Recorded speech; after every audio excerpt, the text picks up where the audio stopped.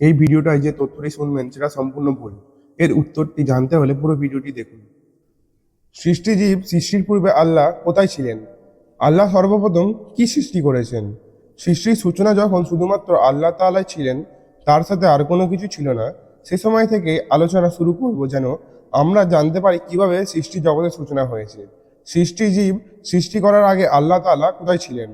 আল্লাহ তাআলা সর্বপ্রথম কোন জিনিসে সৃষ্টি করেছেন? এই ভিডিওটি আমরা সেগুলোই জানব। প্রথম প্রশ্ন, সৃষ্টিজীব সৃষ্টি করার আগে আল্লাহ তাআলা কোথায় ছিলেন? আমরা এখন মানুষের অস্তিত্ব আসার আগের যুগে, আসমান জমিন সৃষ্টি করার আগের যুগে, এমনকি আল্লাহ আরো সৃষ্টির আগের সময় ফিরে তাকাবো, যখন শুধুমাত্র আল্লাহ তাআলাই ছিলেন আর কোনো সৃষ্টিই ছিল না। আল্লাহ তাআলা একাকী ছিলেন এবং তার সাথে চিরন্তন কোনো মাখলুক ছিল না, বরং একমাত্র আল্লাহ ছিলেন আর কোনো কিছু ছিল না। এ প্রসঙ্গে আল্লাহ তাআলা বলেছেন, هو الأول والأخير والظاهر والباطن وهو بكل شيء عليم। অর্থাৎ তিনি প্রথম, তিনি সর্বশেষ, তিনি প্রকাশমান ও অপ্রকাশমান এবং তিনি সব বিষয়ে সম্যক পরিজ্ঞাত। উল্লেখিত আয়াত থেকে বোঝা গেল যে আল্লাহ রাব্বুল আলামিনের প্রথম, তার পূর্বে কিছুই ছিল না এবং তিনি সর্বশেষ আর তারপরেও কেউ থাকবে না। অর্থাৎ আল্লাহর সাথে সময় বা কালের কোনো সম্পর্ক নেই। আল্লাহর কাছে কোনো অতীত নেই, কোনো ভবিষ্যৎ নেই। রাসূলুল্লাহ সাল্লাল্লাহু আলাইহি ওয়াসাল্লাম এভাবে দোয়া করতেন, হে আল্লাহ, আপনি প্রথম, আপনার আগে কিছু নেই এবং আপনিই শেষ, আপনার পরেও কিছু নেই। আপনি প্রকাশ্য, আপনার উপরে কিছু নেই। আপনি অন্তর্নিহিত এবং আপনি ছাড়া কিছুই নেই। অপর একটি হাদিসে আবু রাজি রাদিয়াল্লাহু তাআলা আনহু থেকে বর্ণিত, তিনি বলেন, আমি বললাম, হে আল্লাহর রাসূল, আমাদের মহাপরাক্রমশালী প্রভু সৃষ্টিজীব সৃষ্টি করার আগে কোথায় ছিলেন? রাসূলুল্লাহ সাল্লাল্লাহু আলাইহি সাল্লাম বলেন, তিনি সাদা বা হালকা মেঘমাল্লায় ছিলেন, যার নিচ বাতাস ছিল না, উপরে কোনো বাতাস ছিল না। অতঃপর তিনি পানির ওপর নিজ আরো সৃষ্টি করেন। ইমাম তিরমিজি রহমতুল্লাহ আলাইহি হাদিসটি হাসান বলেছেন, তবে শাইখ আলবানী রহমতুল্লাহ আলাইহি হাদিসটিকে যেই হিসেবে উল্লেখ করেছেন। আসল কথা হলো আল্লাহ রাব্বুল আলামিন তার মহিমা অগ্রাধিকারের ক্ষেত্রে অনন্য। তাই অনন্তকাল তার সাথে কোনো প্রাণী ছিল না, বরং তিনি একাই ছিলেন। তার সাথে স্থান, কাল ও সময়ের কোনো সম্পর্ক নেই। তিনি অনন্ত ও অসীম, তার কোনো শুরু নেই আর তার কোনো শেষও নেই। তাই তিনি কোথায় ছিলেন? এরকম প্রশ্ন করাটাই অবান্তর বা অপ্রয়োজনীয়। তারপর তিনি মাখলুক সৃষ্টি করেছেন। এখন দ্বিতীয় প্রশ্ন হলো, কোন মাখলুককে আল্লাহ তাআলা সর্বপ্রথম সৃষ্টি করেছেন? এ ব্যাপারে ওলামা ইকরামের ভিন্ন ভিন্ন মত রয়েছে। একদল ওলামা ইকরাম বলেন, আল্লাহ তাআলা সর্বপ্রথম কলম সৃষ্টি করেছেন। তাদের দলিল হলো উবাদা ইবনু সামিত রাদিয়াল্লাহু তাআলা আনহু থেকে বর্ণিত, তিনি বলেন, আমি রাসূলুল্লাহ সাল্লাল্লাহু আলাইহি সাল্লাম বলতে শুনেছি, আল্লাহ তাআলা সর্বপ্রথম যা সৃষ্টি করেছেন সেটি হচ্ছে কলম। অতঃপর তাকে বলেন, লেখো। সে বলল, হে আমার রব, কি লিখব? তিনি বললেন, কিয়ামত পর্যন্ত প্রত্যেক বস্তুর তাকদীর লেখো। এই হাদিস দ্বারা প্রমাণিত হয় যে আল্লাহ তাআলা সর্বপ্রথম কলম সৃষ্টি করেছেন। জামহুর ওলামা ইকরাম গণ একমত পোষণ করেন যে আল্লাহ তাআলার প্রথম সৃষ্টি হলো পানি ও আরশ।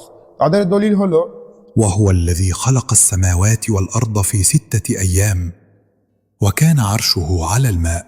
অর্থাৎ তিনি আসমান ও জমিন 6 দিনে সৃষ্টি করেছেন, তখন তার আরশ ছিল পানির ওপর। আরও একটি হাদিসে আব্দুল্লাহ ইবনে আমর ইবনে আস রাদিয়াল্লাহু তাআলা আনহু হতে বর্ণিত, তিনি বলেন, রাসূলুল্লাহ সাল্লাল্লাহু আলাইহি ওয়াসাল্লাম ইরশাদ করেন, আল্লাহ তাআলা আসমান ও জমিন সৃষ্টির 50,000 বছর আগে সৃষ্টি ভাগ্য নির্ধারণ করেছেন।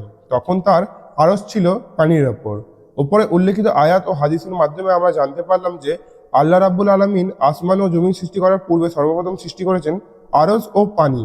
তবে এই দুটির মধ্যে কোনটি আগে, আরশ না পানি, এটা নিয়ে ওলামা ইকরামদের মধ্যে মত পার্থক্য রয়েছে। একদল ওলামা ইকরামের অভিমত হলো আল্লাহ তাআলা সর্বপ্রথম আরশ সৃষ্টি করেছেন। তাদের দলিল হলো, وكان عرشه على الماء। অর্থাৎ তখন তার আরশ ছিল পানির ওপর। তাছাড়া ইমরান ইবনে হুসাইন রাদিয়াল্লাহু তাআলা আনহু থেকে বর্ণিত, তিনি বলেন, একবার আমি রাসূলুল্লাহ সাল্লাল্লাহু আলাইহি সাল্লাম নিকট গেলাম।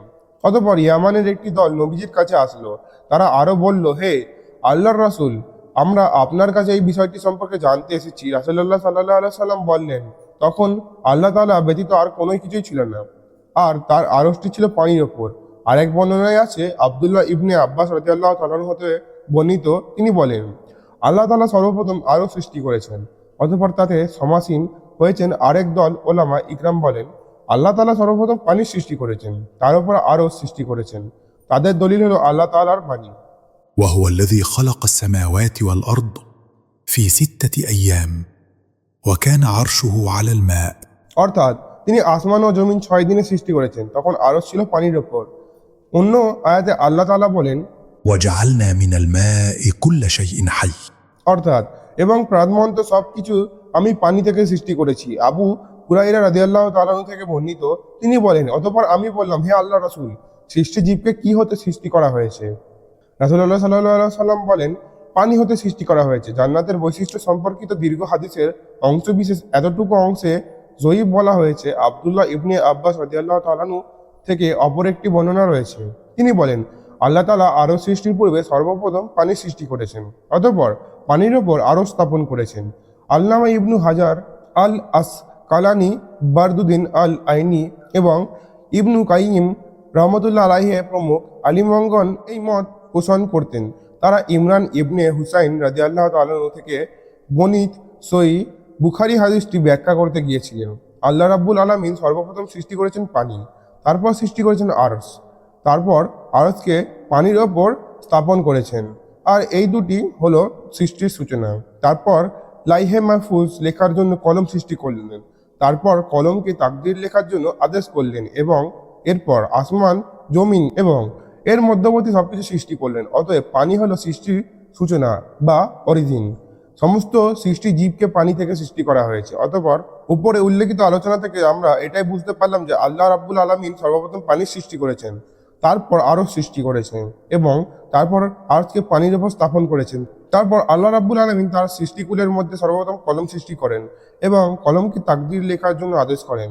তার আরও 50,000 বছর পর আল্লাহ রাব্বুল আলামিন আসমান, জমিন এবং তার মধ্যে যা কিছু রয়েছে তা সৃষ্টি করেন। আল্লাহ সর্বপ্রথম নবীজির নূর সৃষ্টি করেছিলেন এবং সেই নূরের 4টি ভাগ করে বাকি কুল কায়নাত সৃষ্টি করেছেন। তো এটাই হলো সত্যি এবং আল্লাহ সর্বপ্রথম নবীজির নূর সৃষ্টি করেছে। এটাই হচ্ছে এই ভিডিওর উত্তর। মহান আল্লাহ রাব্বুল আলামিন আমাদের সকলকে কুরআন ও সুন্নাহ ভিত্তিক আমল করা তৌফিক দান করুক, আমিন। এই ভিডিওটি ভালো লাগলে আপনাদের প্রিয়জনদের কাছে শেয়ার করে দেবেন।